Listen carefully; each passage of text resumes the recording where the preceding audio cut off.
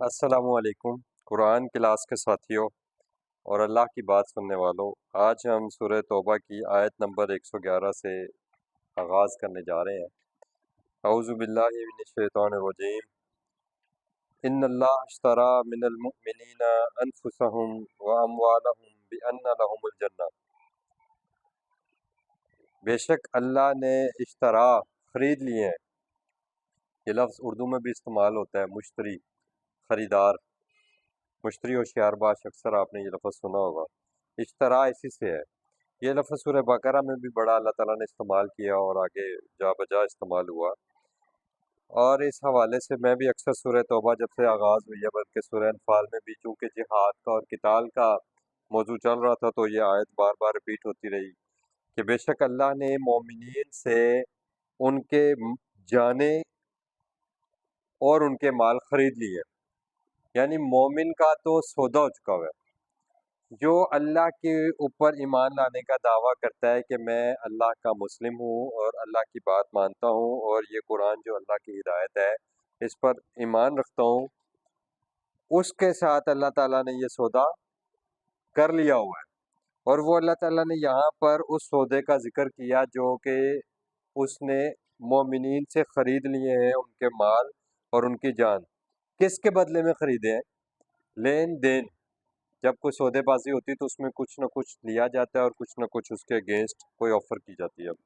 بے ان لہم الجنہ، وہ ہے جنت۔ جنت کے بدلے میں اللہ تعالیٰ نے مومنین سے ان کے مال اور ان کی جان خرید لی ہے۔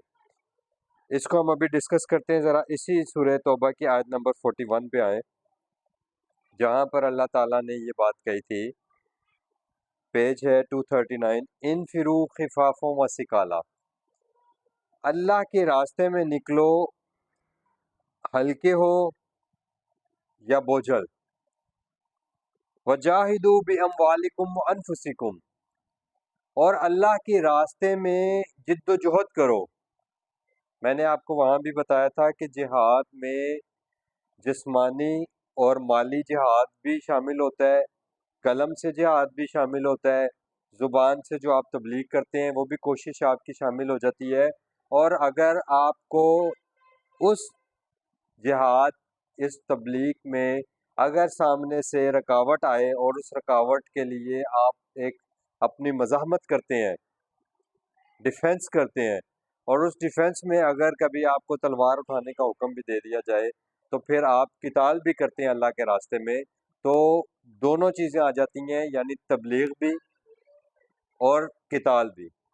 جہاد میں دونوں چیزیں آ جاتی ہیں، تبلیغ بھی اور قتال بھی۔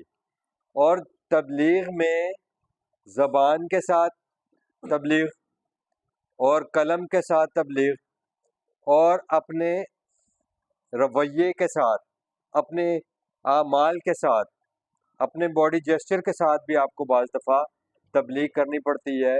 اگر کوئی آپ کے ساتھ زیادتی کر رہا ہے تو آپ کو وہاں پر بعض دفعہ ہو سکتا ہے آپ کو خاموش رہنا پڑے، تو وہ خاموشی بھی آپ کا جہاد ہے۔ آپ اس خاموشی سے بھی لوگوں کو تبلیغ کر رہے ہیں۔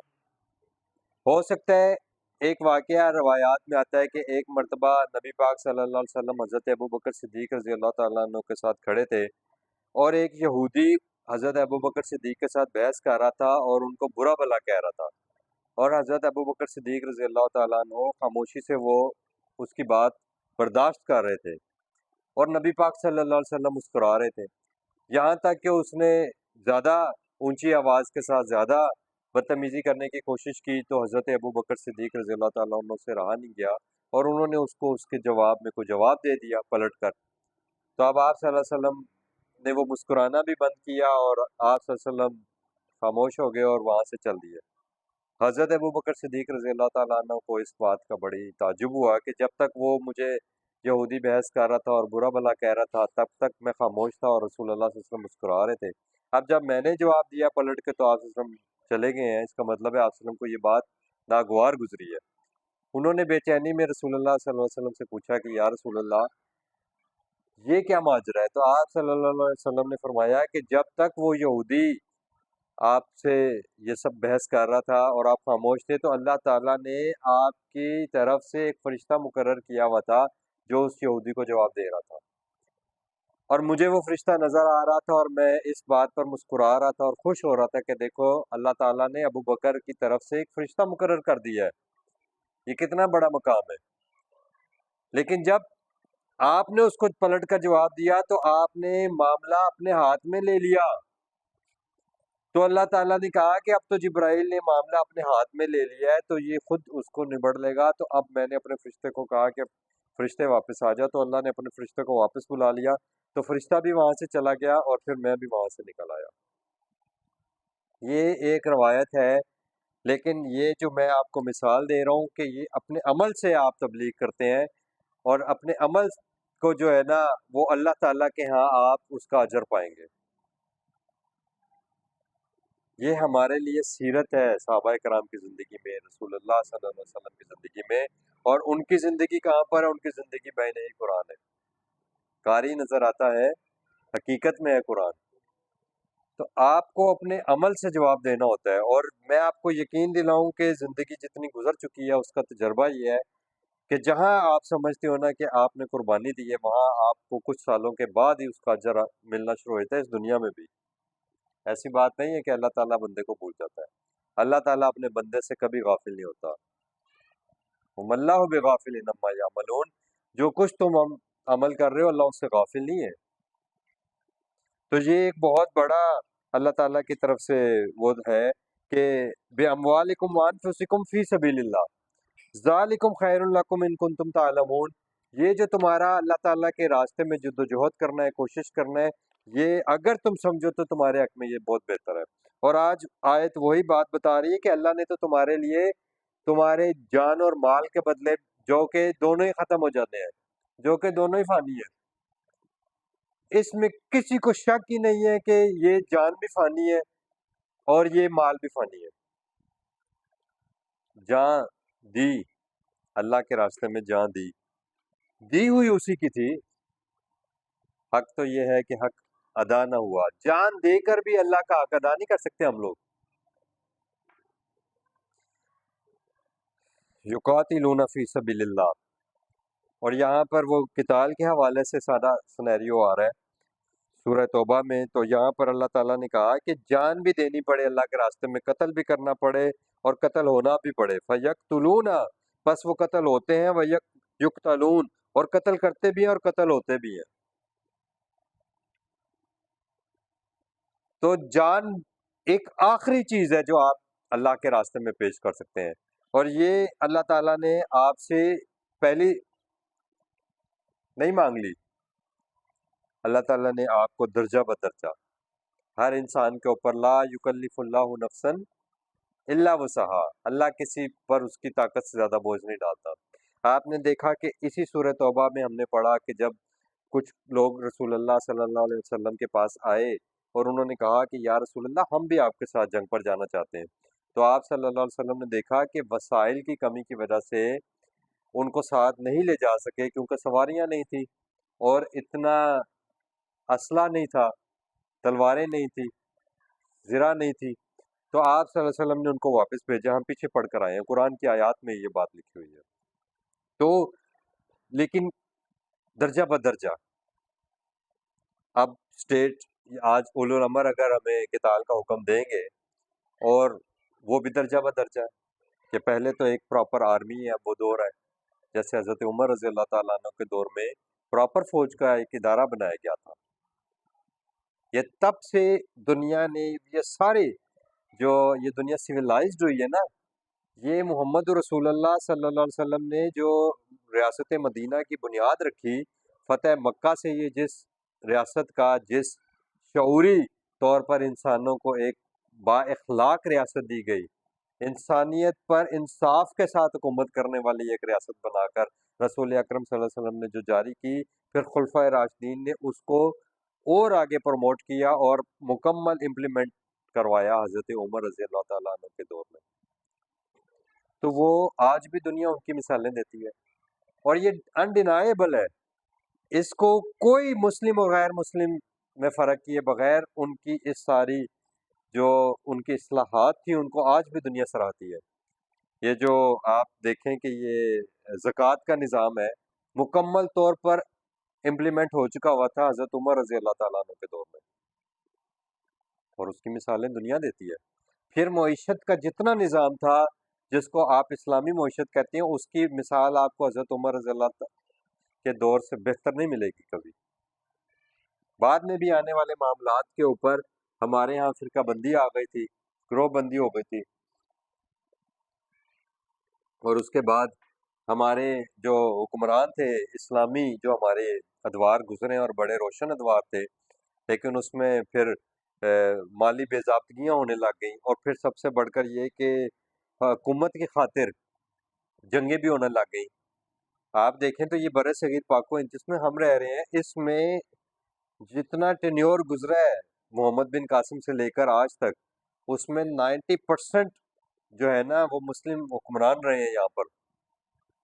जितना टाइम गुजरा है उस टाइम रेशो में, उस टाइम की कैलकुलेशन भी करें तो 90% उस टाइम पीरियड पे ऑलमोस्ट मुस्लिम हुक्मरान रहे हैं। लेकिन इस खत्ते का हाल देख लें आप, ये बड़े सगीर पाको हिंद है। और आज यूरोप और दुनिया की मिसालें आप देते हैं जापान जैसे मुल्कों की, उनकी हिस्ट्री उठा के देख लें, 50-60 साल से ज़्यादा उनकी हिस्ट्री नहीं है। 70-80-90 साल से ज़्यादा किसी मुल्क की हिस्ट्री नहीं है जी ऐसे ही। आप देखें ये सारा कुछ है, ये मकाम अफसोस है। और ये क्यों है? इसलिए कि इस कुरान को छोड़ दिया तो फिर ये सारे मामलात हुए, क्योंकि ये वो किताब थी जिस किताब के साथ हम एक जगह पर एक मुस्लिम होकर रहते। इन्नमल मुमिनूना कानू इखवाना, ये जो ईमान वाले ये तो भाई हैं आपस में, लेकिन यहाँ रियासतों के लिए, सल्तनत के लिए, हुक्मरानी के लिए कत्ल किए गए हैं, भाइयों को कत्ल किया गया, बाप को कत्ल किया गया। हिस्ट्री भरी पड़ी है मुस्लिम हुक्मरानों की मैं बात कर रहा हूँ। बर्रे सगीर पाको हिंद में हिंदू जो है उनकी तो कभी नजर ही नहीं आएगी आपको हुक्मरानी। मेरा ख्याल में को 20-30 साल अगर बहुत ज्यादा भी होंगे तो उनके कभी किसी को मिली होगी उसमें ज्यादा। अगर किसी गैर मुस्लिम को मिली भी है तो शायद वो सिखों के पास रही है। बर्रे सगीर पाको हिंद की मैं आपको मिसाल दे रहा हूँ, और ये बहुत बड़ा खित्ता था। बहरहाल वादन अलैहि हक्का, ये अल्लाह ताला की तरफ से हक वादा है उनके साथ, सच्चा वादा है। और ये वादा आज किया जा रहा है, अल्लाह पाक बता रहे हैं। फिर तौरात, तौरात में भी ये वादा अल्लाह ने किया था, और जिन लोगों ने इस वादे को निभाया अल्लाह ने उनको उसके बदले में जन्नत दी। और अल्लाह ताला ने हमें कुरान में एक और खुशखबरी दी है, पता है आपको, कि जो लोग अल्लाह की राह में कत्ल हो जाए उनको मुर्दा ना कहो, बल्कि वो एक हकीकी अब्दी जिंदगी में दाखिल हो जाते हैं। इधर से आंख बंद होती है, उधर खुलती है। मौत को समझा है गाफिल इख्तिताम में जिंदगी, कि जी जिंदगी का इख्तिताम हो गया। नो, ये मौत जो है ये है शाम जिंदगी। इस जिंदगी की शाम जरूर है ये, सुबह दवाम जिंदगी, ये उस जो हमेशा दायम मुकायम रहने वाली जिंदगी है उसकी सुबह हो रही है भाई। मोमिन के लिए तो रसूल अकरम सल्लल्लाहु अलैहि वसल्लम का इरशाद मुबारक का रवायत में आता है कि मोमिन के लिए तो फायदे ही फायदे हैं, मोमिन कभी नुकसान में नहीं रहता। मोमिन कभी नुकसान में नहीं रहता। क्यों? यहाँ पर उसका सौदा हो गया। वो गाजी हो तो भी और शहीद हो तो भी उसके लिए अजर है। वल इंजील वल कुरान, और ये तौरात, इंजील और कुरान एक पैराए में आए हैं। और एक हमारे यहाँ तबका ऐसा आज पैदा हो चुका हुआ है जो कहता है कि कुरान जो है यही किताब अल्लाह ताला ने उतारी है, शुरू दिन से तमाम अंबिया पर यही किताब उतरी है कुरान। वो कहते हैं कि ये कुरान ही अल्लाह ने दिया है, कोई किताब इससे पहले नाजिल नहीं हुई। जितनी किताबें नाजिल हुई हैं वो कुरान ही नाजिल हुआ, हर दफा कुरान ही आया है। अल्लाह ताला ने इसको बताया कि तौरात, इंजील और कुरान। कुरान में अब अल्लाह ताला ने एक खासियत रख दी। वो खासियत क्या है कि अल्लाह ताला ने कहा व इन्नहु लकिताबुन अजीज, ये अब सब किताबों पर गालिब किताब है, यानी गलबा अब इसको हासिल है, डोमिनेंसी कुरान की होगी अब। क्यों? क्यों होगी? रीजन भी दी है। لا یاتیہ الباطل من بین یدیہ ولا من خلفہ، کہ نہ تو پہلی کتابوں کا یا روایات کا باطل اس قرآن میں داخل ہو سکتا ہے اور نہ ہی بعد میں کبھی داخل ہوگا، یعنی یہ لا ریب اور محفوظ کتاب دے دی گئی۔ ان پچھلی کتابوں میں تحریف ہو جاتی تھی لیکن قرآن میں کوئی تحریف نہیں ہے، اور اس سے بڑھ کر اس میں ایک اور اللہ تعالیٰ نے کوالٹی رکھ دی قرآن میں، فیہا کتب قیمہ۔ اب جتنی کتابیں اللہ تعالیٰ نے جتنے احکامات اتارے تھے وہ قرآن کے اندر رکھ دیے، فیہا کتب قیمہ، اس میں قائم کر دیے گئی یہ تمام کتابیں دوبارہ سے، یعنی اللہ تعالیٰ نے اپنے احکامات جو بھی دیے انسانیت کو آدم علیہ السلام سے لے کر محمد صلی اللہ علیہ وسلم تک، وہ سارے کے سارے الحمد سے والناس کے درمیان شریعت مکمل کر دی گئی اور اس میں محفوظ کر دی گئی، اور اس کے لیے ہمیں ایک اور آیت قرآن نے دے دی، یعنی مکمل گائیڈ لائنز ہیں اس میں۔ الیوم اکملت لکم دینکم واتممت علیکم نعمتی ورضیت لکم الاسلام دینا، کہ آج یہ کامل ہو گیا، مکمل ہو گیا، یعنی وہ جو دین محمد صلی اللہ علیہ وسلم پر آخری نبی پر آ کر مکمل ہو گیا، اب آخری نبی صلی اللہ علیہ وسلم کے آنے کے بعد نہ کوئی نبی اور نہ کوئی رسول آئیں گے اور نہ ہی کوئی کتاب آئے گی، اس لیے یہ آخری کتاب ہے اور جو لا ریب اور محفوظ ہے۔ یہی دین کا ماخذ ہے، یہیں سے اللہ تعالیٰ کے احکامات ملیں گے، یہیں سے قول رسول ملیں گے، اور یہیں سے سنت رسول صلی اللہ علیہ وسلم ملیں گے ہمیں۔ یہی دین کا سرچشمہ ہے اور یہیں سے سنت رسول پھوٹتی ہے۔ پچھلے دفعہ بھی ہم نے وہ ایک آیت پڑھی تھی تباہ کے حوالے سے، سورہ نساء میں بھی ہم پڑھ کر آئے ہیں، آگے بھی ہم پڑھتے ہیں مختلف جگہوں پر، اور ہم نے اس کو پہلے بھی بڑی ڈیٹیل کے ساتھ کی ہے۔ ومن اوفا، اب جو وفا کرے گا، یہ جو وفا کرنے کا لفظ ہے نا، یہ آیا ہے بعہدہ ہی، اپنے عہد کو، یہ دو طرفہ عہد ہے بھائی، یہ ایگریمنٹ ہوا ہے، تو اب یہ ہوش کے ساتھ سوچ لیں اور سمجھ لیں کہ کیا ہم اپنے اس عہد کو مانتے ہیں؟ یہ تو اللہ نے کہا نا کہ اللہ نے خرید لیے تم سے مال اور جان اور مال جنت کے بدلے میں، اور اللہ اس کو کہہ رہے ہیں کہ اوفا بعہدہ من اللہ، اللہ کی طرف سے، تو کیا ہم سمجھتے ہیں کہ ہم نے سودا کر لیا، ہم نے بھی بیچ دیے؟ اپنے شعور کے ساتھ ہم یہ فیصلہ کریں، اپنے آپ کو ٹٹولیں اور دیکھیں کہ آیا ہم کھڑے ہیں اس جگہ پر کہ ہم نے بھی اپنا سودا کیا اللہ کے ساتھ؟ کیا ہم نے اپنا وقت، اپنا مال، اپنی جان، اپنی صلاحیتیں، اپنا علم، اپنی ساری مصروفیات اور اپنی جان اور اپنا مال، ہر چیز اللہ کے لیے وقف کر دی ہے؟ کیا ہم اس ایگریمنٹ پر اپنے دل و جان کے ساتھ آئے ہیں؟ ایمان اور یقین کے ساتھ ہم ہیں آج اس چیز پر؟ اکثریت آپ پوچھیں، سوال کریں لوگوں سے یا اپنے آپ سے پہلا سوال کریں تو کسی کو یہ بات پتہ بھی نہیں ہوگی کہ قرآن میں اللہ تعالیٰ نے اس طرح کی کوئی بات کی ہے، اور اللہ کہہ رہا ہے کہ ومن اوفی بعہدہ من اللہ، اور وہ ضرور پورا کرے گا اللہ تعالیٰ اس سے جو اس نے اپنا عہد کیا ہے۔ اور کون ہے بعہدہ من اللہ، اللہ سے بڑھ کر وعدے کو وفا کرنے والا کون ہے؟ یہاں پہ کوشچن کیا جا رہا ہے، ومن، اور کون ہے، اوفا، جو وفا کرے بعہدہ اپنے عہد کے ساتھ، من اللہ، اللہ کی طرف سے، یعنی اللہ کہہ رہا ہے کہ کون اللہ سے بڑھ کر عہد کو پورا کرنے والا ہے، یعنی یہ تمہارے ساتھ اللہ کا عہد ہے، وہ تمہیں جنت دے گا۔ فاستبشروا ببیعکم، اپنے اس بیع سے خوشخبری ہو جائے تمہارے لیے، خوش ہو جاؤ، یہ بیع ہے، یہ سودے بازی ہے۔ الذی بایعتم بہ، جس کے ذریعے تم نے اس کے ساتھ ایک سودا کیا ہے، سودے بازی اللہ تعالیٰ نے اس کو کہا، اللہ تعالیٰ نے اس کو ایگریمنٹ بھی کہا۔ اب یہ دیکھ لیں، ہاں، وذالک هو الفوز العظیم، اور اگر تم جانو تو یہ بہت بڑی کامیابی ہے۔ تمہارا سودا کس کے ساتھ ہو رہا ہے؟ اپنا مقام دیکھیں انسان، حیثیت کیا ہے؟ کوئی حیثیت نہیں، زیرو، میں زیرو، کوئی حیثیت نہیں۔ ایک 1% ایک ذرے کے برابر حیثیت نہیں ہے. اور وہ خالق جو ہمیشہ سے اور ہمیشہ رہے گا، اور سارا اقتدار اور سارا اختیار اور ہر چیز کا مالک وہ ہے. میری جان کا مالک بھی وہ ہے، میرے مال کا مالک بھی وہ ہے، اور وہ مجھے اتنی آنر دے رہا ہے کہ وہ کہہ رہا ہے آؤ میرے ساتھ سودا کرو.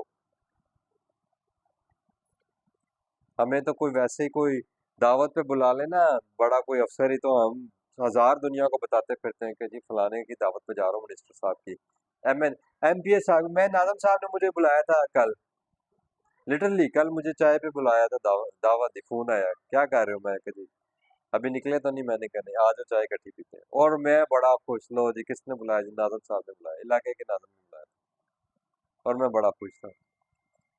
اللہ وما قدر اللہ حقا قدر ہی، جب تک ہمیں یہ احساس نہیں ہوگا اور جب تک ہم اللہ کو نہیں پہچانیں گے اللہ تعالیٰ، تب تک ہم اپنی قدر و قیمت بھی نہیں جان سکتے. یہ آیات ایسی ہیں کہ ٹائم بہت شارٹ ہوتا ہے، اور لیکن وہ اللہ کے بات کا اتنا وہ اہمیت ہے کہ سمجھ میں نہیں آتی کہ ہم اس کا حق ہی نہیں ادا کر سکتے. التائبون، اب اللہ تعالیٰ ان جو اللہ کے ساتھ سودا کر چکے ہیں نا، ان کی خصوصیات بھی بیان کر رہے ہیں. یہ خصوصیات ہمیں اپنے اندر ٹٹولنی ہے. پلٹنے والے ہیں، تائب ہونے والے ہیں. اس کا مطلب کیا ہے؟ توبہ کے اندر نا یہ بات چھپی ہوئی ہے، پنہا اس کے اندر یہ بات کہ گناہ کیا تھا، گناہ ہوں گے، ان سے بھی غلطیاں ہو جائیں گی جنہوں نے اپنا جان اور مال اللہ کو بیچ دیا ہے. انبلیویبل ہے ویسے یہ بات ہے کہ دیکھو وہ رب کتنا مہربان ہے یار، وہ تم سے سودا بھی کر رہا ہے، اور پھر سب سے پہلا لفظ دیکھیں اس نے کیا ہے، کتنا پیارا لفظ استعمال کیا کہ مجھے پتا ہے کہ تم سے پھر بھی غلطیاں ہوں گی. اتنے کشادگی، اتنا بڑا دل کس کا ہو سکتا ہے رب کے سوا؟ مجھے بتائیں،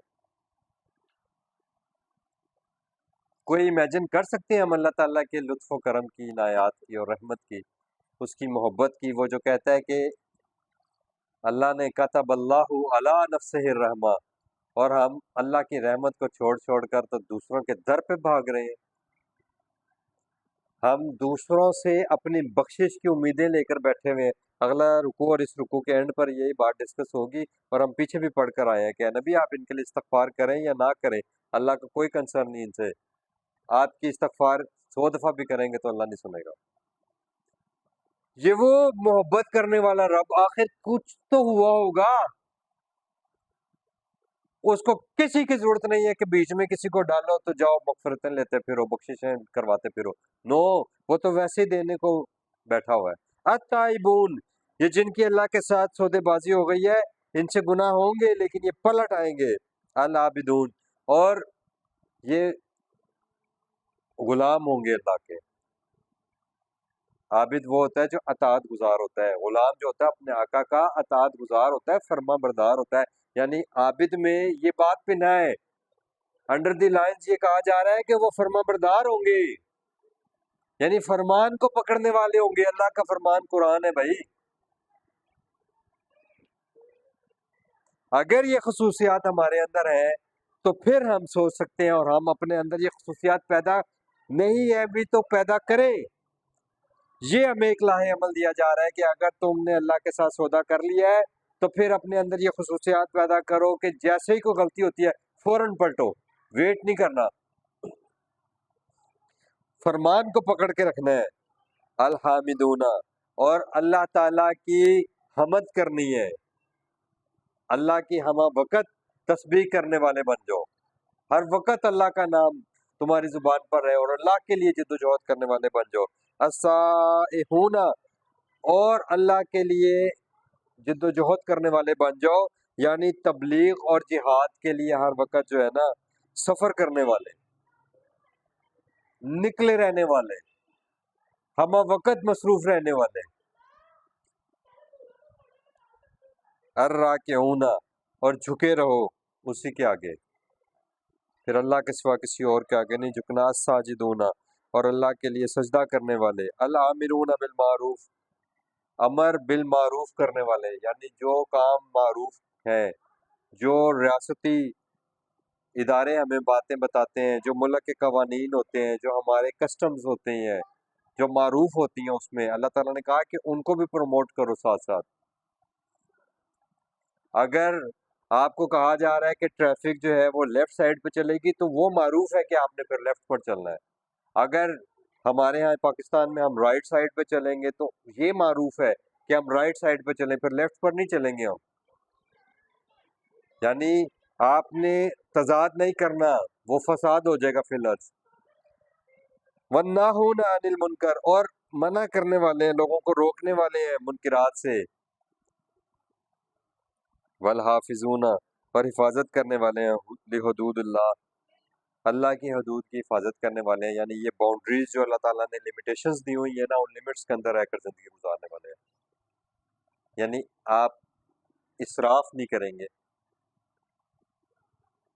آپ اپنی زندگی کے معمولات گزاریں، اچھا لباس بھی پہنیں، اچھا گھر بھی بنائیں، اچھی گاڑی بھی آپ کے پاس ہو، اچھا لائف سٹائل بھی آپ بنائیں، لیکن اس میں اسراف نہیں کریں گے آپ، حد سے باہر آپ کسی معاملے میں نہیں نکلیں گے، اچھا کھانا بھی کھائیں، حد سے تجاوز نہیں کریں گے آپ، یعنی زندگی کے ہر پہلو میں۔ وَبَشِّرِ الْمُؤْمِنِينَ، اب جو یہ باتیں ماننے والے ہیں ان کے لیے خوشخبری ہے، مَا كَانَ لِنَبِيٍّ، کسی نبی کے یہ شایان شان نہیں، وَالَّذِينَ آمَنُوا، اور نہ کسی ایمان والے کے لیے شان ہے کہ أَن يَسْتَغْفِرُوا لِلْمُشْرِكِينَ، کہ وہ مغفرت مانگیں اللہ تعالیٰ سے مشرکوں کے لیے۔ اللہ کہہ رہے ہیں یہ نہیں کام کرنا، کیونکہ سورہ نساء میں اللہ تعالیٰ نے بتایا تھا، اور اس کے بعد بھی بے شمار جگہ پر یہ بات آئی کہ ان اللہ یغفر، سورہ نساء کی آیت نمبر آپ نکالیں،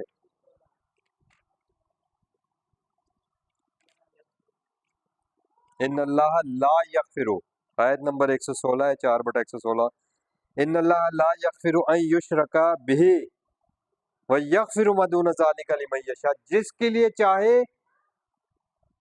اس کو باقی گناہوں کے ساتھ بھی معاف کر سکتا ہے، لیکن شرک ایک ایسا گناہ ہے کہ اللہ تعالیٰ کہتے ہیں کہ شرک کی کسی صورت مغفرت نہیں کرنی۔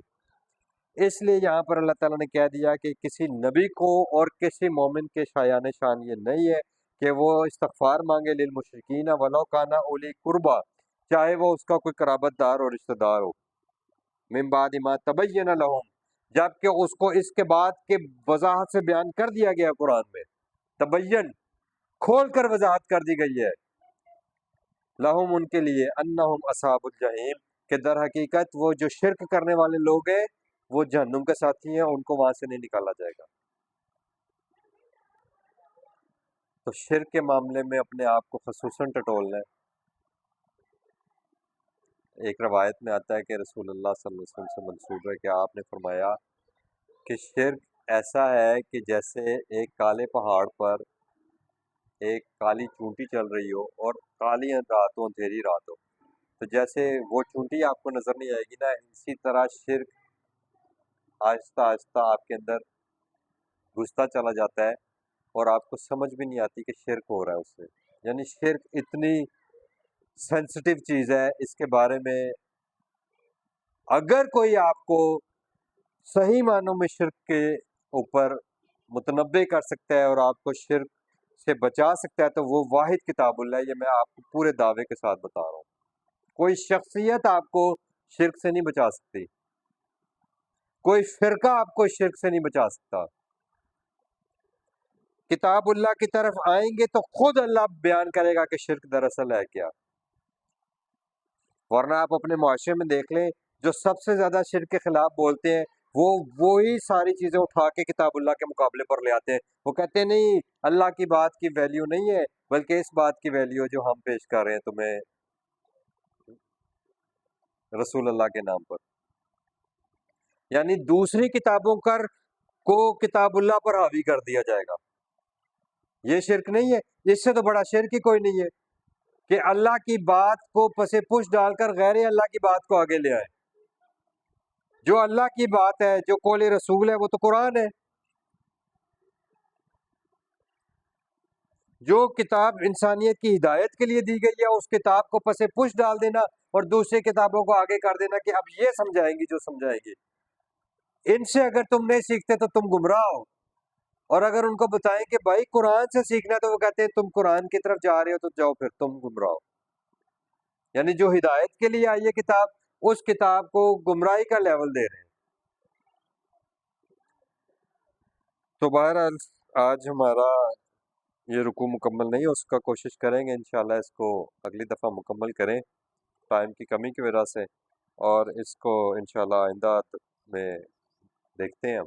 اللہ پاک ہمیں اس قرآن کو سیکھنے، سمجھنے اور اس پر عمل کرنے والا بنائے، آمین یا رب العالمین۔